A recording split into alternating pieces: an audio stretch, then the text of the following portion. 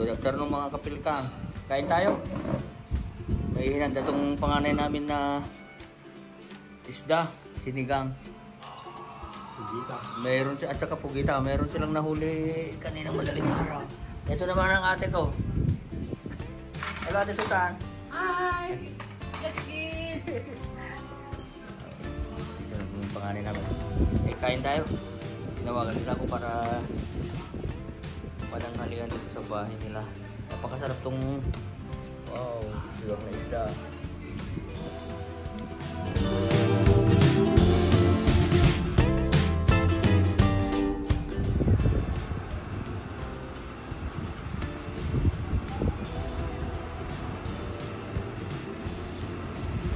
Magandang hapon mga kaibigan.